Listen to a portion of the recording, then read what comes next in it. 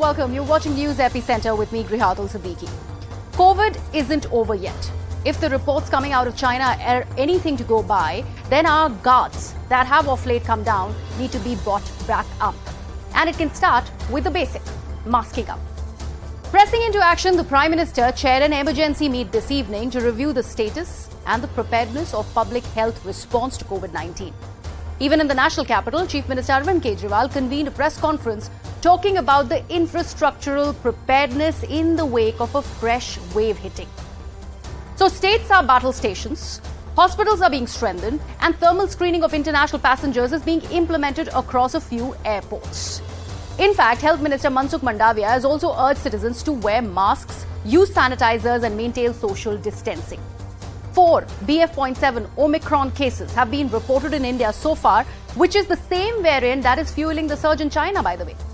Health experts are of the opinion, though, that replication of what happened in China is unlikely to happen in India as we enjoy hybrid immunity. And the experience of the Delta wave has given us an idea about the pressure on our healthcare system.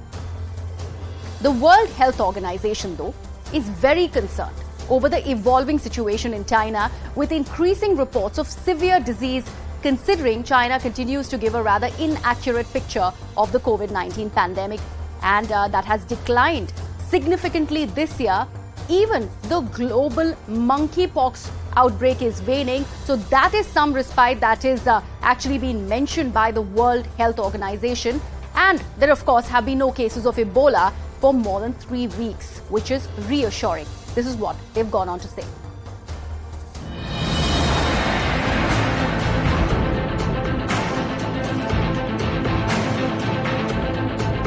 राज्यों को genome sequencing बढ़ाकर सभी positive केसों का genome sequencing करने की सलाह दी गई है।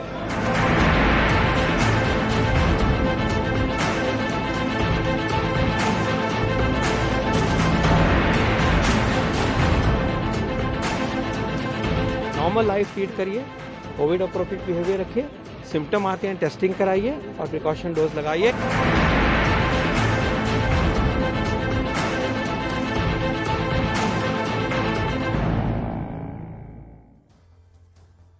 Now, I mentioned about the first BF.7 case in India. Now, that was identified as early as in July this year. But it's thankfully not linked to increased severity or infectiousness in the country. So does everything that's before us mean that India is at a better position if we improve the genome sequencing of positive samples to identify the nature of the variant? And if people go ahead, come forward and do the RT-PCR test, and if they in fact go ahead and show those symptoms, we will be taking those very questions, in fact, to our guests, if that can be taken cognizance and that control of the virus surge can happen. But first, let's actually tell you what had come out of that emergency meet that was chaired by the Prime Minister.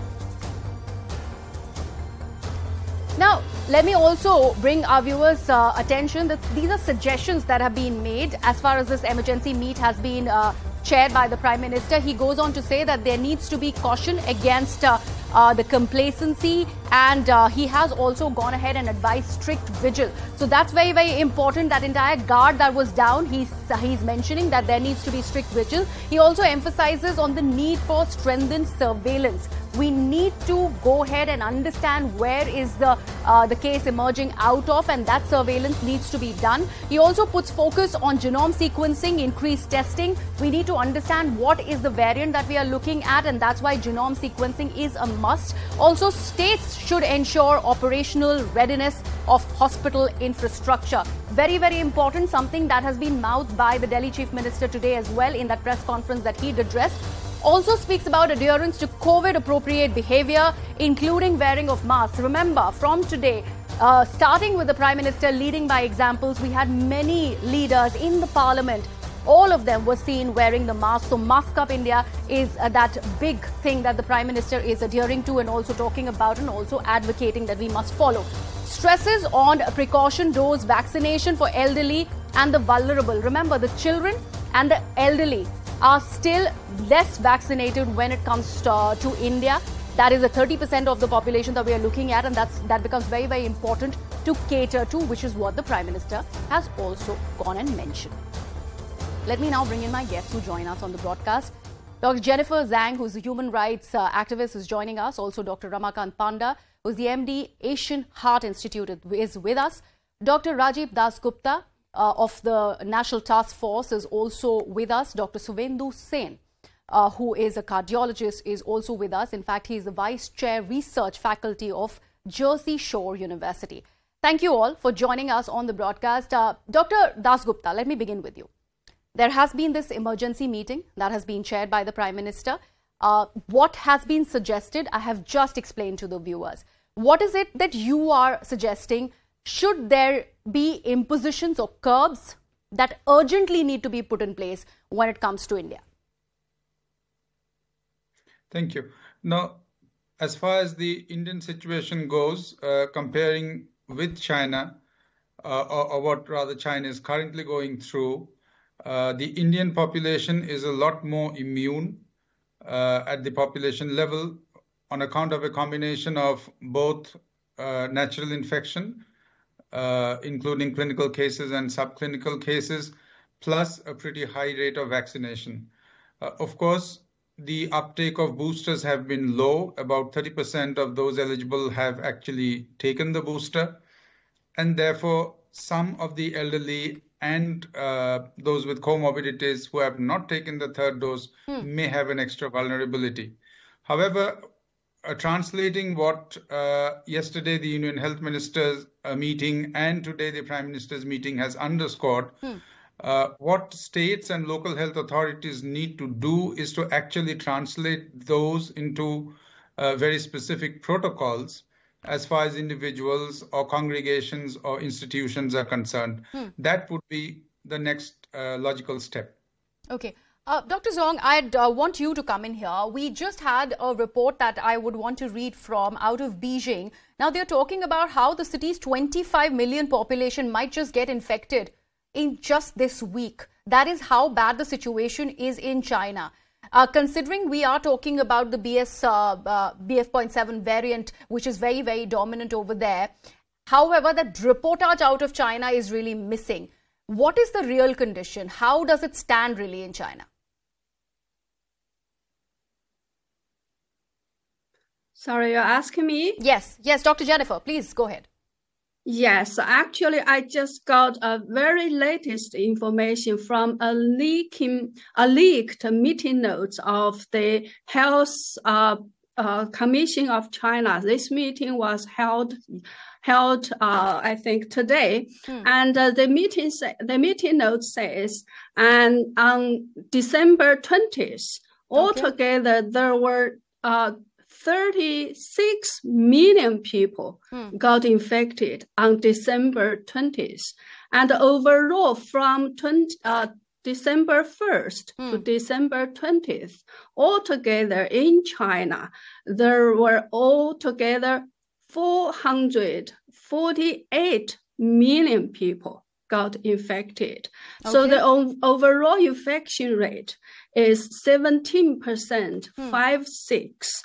And and in terms of the infection rate, so there are two provinces or cities that has over 50% of infection rate. That is Beijing and Sichuan.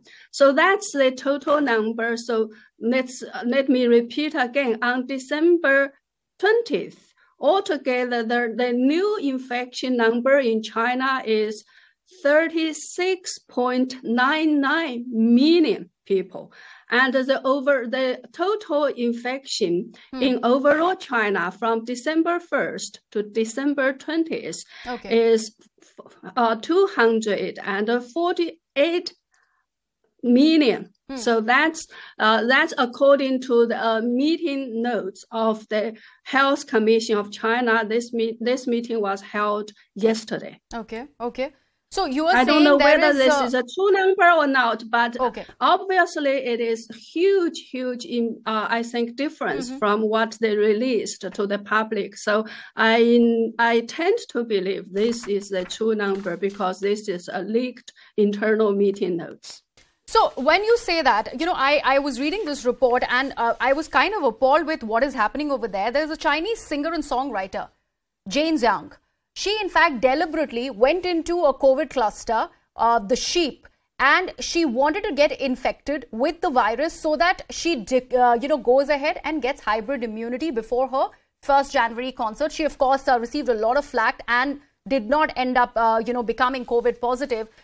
If there is so much of scare, why do we have people like the singer in question over here going ahead and just quoting COVID positivity for that matter? If the scare is for real, why are such reports also coming out of China, Jennifer?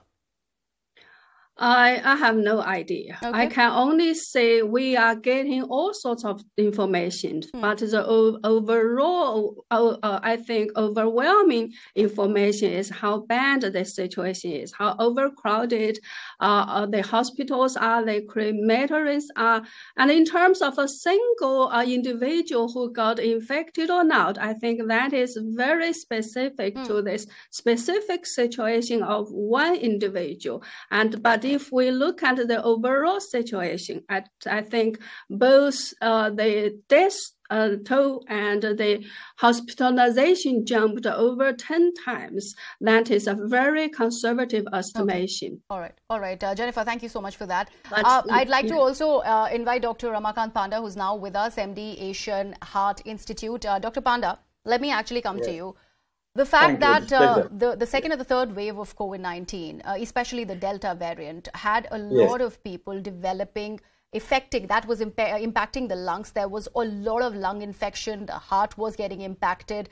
Do you think the kind of reports that are coming out of China and the kind of emergency meet and the protocols that possibly will be put in place in the near future, we do not know as of now, this variant that we're talking about, is it going to be similarly impacted? I don't. First, I don't think it is going to impact the way first and second wave happened. Okay. I'll ask people not to panic because now, at least in India and many countries, from pandemic it is now endemic. It is going to stay for the foreseeable future. And second thing, compared to first and second wave, a lot of people have developed immunity, whether either from vaccination or from past infection. Now, just like flu virus, as long as this virus is going to stay, which we think it's going to stay for near future, it is intermittently going to mutate. Okay. Just like the way we take flu virus vaccine every year, we have to take this. Even though it is the incubation period, that is, from the time you get the virus in the body, you get symptoms is very short, it's spreading very fast, but we are not sure about how severe it is. So most likely to be just like the previous Omicron variants. And large number of people who are already vaccinated or had prior infection are not going to get severe form. But people must follow COVID appropriate behavior, everybody. And second, our important thing will be to protect those who are at high risk, elderly, immunocompromised, all those people. Okay. As long as we do that, I don't think it is going to overwhelm our healthcare system like the first and second wave did. All right. But at the same time, I'll advise everybody what our Prime Minister said, that people have to take care. Number one is must start following the COVID appropriate behavior. Mask, social distancing, hand wash, etc.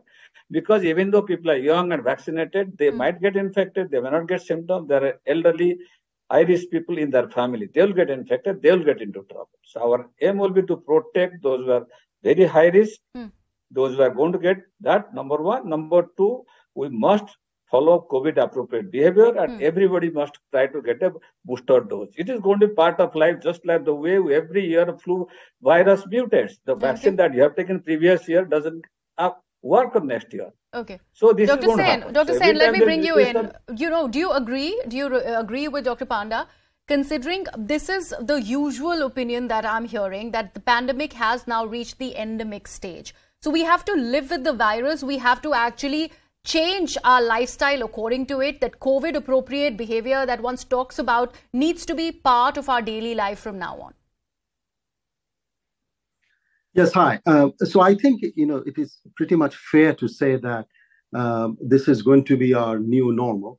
But that being said, there is no way that we can underestimate the power of this virus. At the end of the day, this is an RNA virus and they mutate, ferociously. Okay. And this particular strain that we have from China, the BF7, its reproductive potential, the reproductive number is very high. It's from 10 to 18.5 as compared to the original Omicron variant, whose RO is 5. In other words, one infected person can actually infect another 18 people. So we are looking at a virus variant, a subvariant, which is highly infectious. So we have to take it very seriously. India, as we all know, are far better placed in the sense that a larger population has been vaccinated. But then at the end of the day, the type of vaccines that we had, which are very effective, but they are not the mRNA technology virus. So the effectiveness, for example, for Covaxin is about 80%, Covishield is about 90%. Yeah. I'll come to the vaccination bit, Dr. Sen. Allow me to bring Dr. Dasgupta at the moment. Dr. Dasgupta, Dr. Sen is making a very, very important point. We're talking about the sub-lineage of the BA5 virus, the Omicron variant that we were talking about that wreaked havoc in the country and the world in the second and the third wave. How different is it from BA5, BF7? This one that we're talking about, and considering the first known case, the 4 that were reported out of Gujarat and Orissa were as long back as in July 2022. And we haven't thankfully seen any kind of case spike, that is sort of alarming. So do you think this is something that is happening to China can really be compared with the India situation at the moment?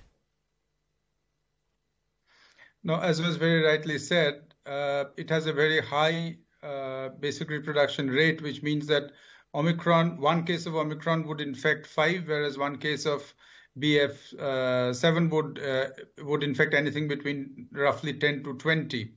But having said that, India has gone through the BA5 Omicron phase, and what we have seen, what exactly was seen in South Africa, that even as the infection spread pretty rapidly, hospitalization, complication, deaths, these did not rise at the same rate, and that's a phenomenon called decoupling, which was not the case with Alpha and Delta when you saw, in fact, which is what the situation in China is now. But that's because, as is being understood and generally agreed, that for a mix of reasons, we can go into the details later, that the population in China is relatively more immune naive than the population in India as a whole. And therefore, while there may be some spread to some degree, but that's most unlikely to translate into very high hospital admissions or complications or deaths. That's the sort of understanding at present. Okay. So I'll come back to you now, Dr. Sen. You were talking about the vaccination. Now, there is as much data, the Lancet study also suggesting that, let's talk about the Covishield vaccine that lasts for about 3 months. That is how much of protection that it can give from the virus. What happens after that? There are a lot of people in the country who have taken both their doses. However, the precaution dose has or hasn't been taken depending on the people. And we are also now looking at children and the elderly who might or might not have taken that precaution dose. So it becomes an important vulnerable category of population that India needs to look at. Is that a worrying statistic or a figure that we are possibly centered around? Right, I agree with you. And these are exactly the steps that we need to take right now. We need to be very preemptive on that. As was already mentioned by my previous speakers, we got to scale up on the booster doses because we are lacking on the booster doses. And the other thing that I would strongly suggest is mass advice I think it's an understatement. We should probably go ahead and go for a mass mandate. I mean, the whole country can function very smoothly with all of us having a mass mandate. And then to consciously take a step for the booster vaccinations. One of the reasons we think that in the United States we can escape the virulence of this virus is because almost 80-90% have already been boosted thrice or even 4 times. So if we are lacking on that area, I wouldn't call it a cause for major concern, but I will definitely say that this is an area where we need to speed up on and get the rest of the population boosted as soon as possible. So Dr. Dasgupta, coming back to that emergency meeting again, although the meeting was chaired by the Prime Minister, there was one that was chaired by the Health Minister, Mr. Mansukh Mandaviya yesterday itself. There was another one. There was another address that happened today.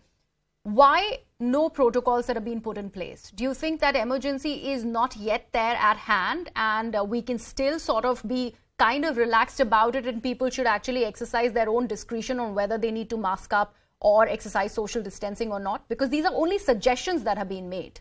The implementation or the compulsory factor has not been put in. Well, I can only interpret that the central government has issued this advisory to the state governments, because the Prime Minister spoke to the state chief ministers also. And it is up to the state governments and the local health authorities to translate these into mandates or protocols or very specific do's and don'ts. And for the states and local health authorities and the frontline institutions or the frontline apparatus to actually implement this, including punitive measures or not. But that's probably I'm saying, has been left to the states. And as you very rightly said, the Delhi Chief Minister addressed the media today. Going by media reports, Karnataka has come out with very specific mandates for indoor gatherings. Now, those are the kind of things that state and local health authorities are required to do. And therefore, again, there are media reports that almost all states are reviewing the situation. So it's quite possible that over the next few days, states will come up with their specific assessments and therefore very specific mandates. Earlier, the central government was exercising those mandates operating under the National Disaster Management Act. Now, that's something that's not really been specifically reiterated today. So I would understand and assume that states and local health authorities will take up that function more directly. Okay, Dr. Panda, I'd like to bring you in. Why do you think that is? Do you think we can probably have that sort of breather just because we are looking at, let's say, the New Year? People are getting to celebrate Christmas and New Year after 2 years in full fervor.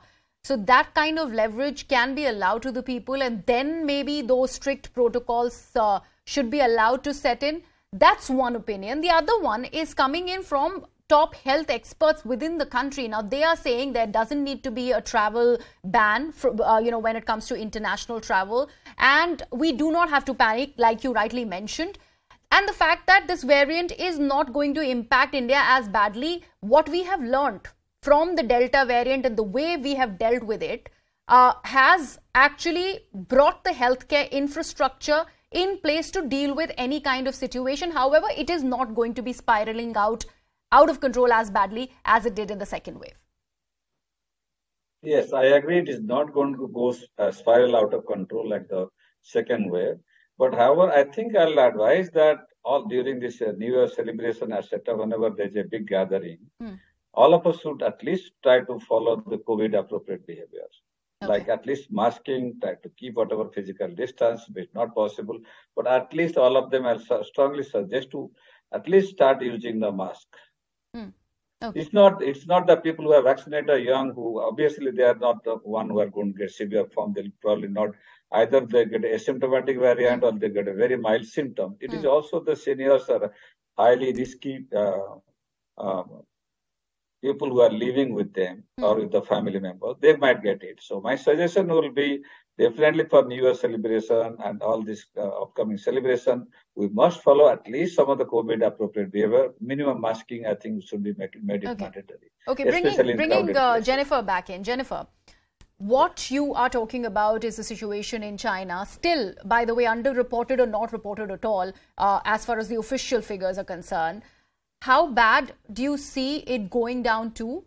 And the steps that are being taken by the Xi Jinping administration, do you think that's enough? And do you think that zero COVID was the one that has led to where China is today?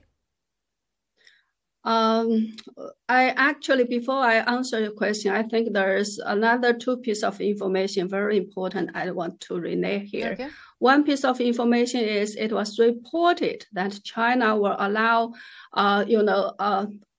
international flights freely come into China from January the 3rd. Another piece of information is today I learned that in Beijing people are are able to apply for a passport now, so which means they are allowing Chinese citizens, at least in Beijing, to leave China now, because in the past several years, it is very difficult for Chinese citizens to leave Beijing or to leave China. Some share their stories of their passport got destroyed on the customer, or they only learned the fact that their passport were destroyed on the custom when they were going to leave China. So that is a very strange thing for me, because right now at this outbreak, so severe outbreak, why the Xi Jinping regime or the CCP regime suddenly decided to allow international travel again, allow international people to come into China and allow Chinese people to go out of China. So, Dr. Dasgupta, let me actually bring in Dr. Dasgupta. Dr. Dasgupta, don't you think this is a cause of concern, considering we've just had a person who has traveled into India from China, has tested positive as well. His sample has been sent for genome sequencing. We do not yet know what variant of the virus has he contracted. Don't you think that travel advisory or the ban on international travel needs to kick in if we have to actually stop the spread of the infection? Because on the one hand, we're talking about how badly does this go ahead and infect other people. Well, when we have had pandemic for 3 years and a specific subvariant which spread so rapidly, much of it also causing subclinical infections, travel bans are of minimal or absolutely no use in containing global spread. Second, as you very rightly said in your initial report, that the GBRC Gandhinagar had actually detected it several months back, and it's been circulating in the world for several months. There is no question of singling out China for bans, and that's exactly was the understanding with South Africa and Omicron. But the more important point, as far as the Indian assessment goes, and why India is, or why this is relatively comfortable for India, is that unlike Delta or the Delta variant, where the virus affects the lungs and therefore causes very high rates of complication and mortality, this is a variant like the other Omicron subvariants, which essentially affect the throat and therefore causes more of a common cold-like symptoms rather than pneumonia and respiratory failure and those kind of severe symptoms. That's what has been the hallmark of Omicron. Okay, so precaution dose. Now let's actually address the elephant in the room. Dr. Sen, I'd like to bring you in. When we talk about India, about just 27 to 28% of the people residing here have gone ahead and taken that precaution or the booster dose. There is a certain unwillingness, and the fact that COVID, COVID actually died down to an extent. They thought it's not really required. How does one go ahead and induce people to actually take that precaution dose? Because we also, again, going back to the 30% of the vulnerable population of elderly and children, they are still not jabbed. So that needs to be actually taken into account. Well, this is the vulnerable point. I mean, awareness is such a subjective word, and we can spread all the awareness that we want to. But if the population is not receptive, then we have a distinct disconnect here. So which is why I will go back to the point that I mentioned, that instead of just saying that we need to mask up, I think we need to have a very firm mandate. This is something which can be done easily. Booster, I can understand the reluctance which has been there. That also needs to be implemented. But till such times, we need to, because we know that the festive times are coming and we are all going to get together. The only way out is to have a very strict mask mandate at all public spaces. That can prevent to a certain extent. And yes, we need to speed up on the boosters because, and it is correct that this could be one of the softer variants which actually affects the throat, as correctly pointed out. But you know what? Who knows? It's an evolving virus. Today we have a VF7 variant. Tomorrow we have another variant, and they mutate ferociously. So we have no room for any complacency till we have the booster vaccines. At least 80 to 85% of the population of India have taken that. we have no room for any complacency. Absolutely. So, no we have room to for scale up. complacency. We'd leave it at that. I'd like to thank all my guests for joining us on the broadcast. A very, very important conversation that we are having. Even though this be a softer virus, even though India is at a better position vis-a-vis China when it comes to dealing with the BF.7, it is very, very important to not let our guards down. The Prime Minister has advised a COVID-appropriate behavior. We on our own selves should go ahead and pretty much exercise caution, mask up, something that we've been saying for quite some time now, so that what we'd seen while the Delta variant was in place in the second wave, we do not have to see again. On that note, I'm slipping into a very, very short break, coming right back with lots more on News Epicenter.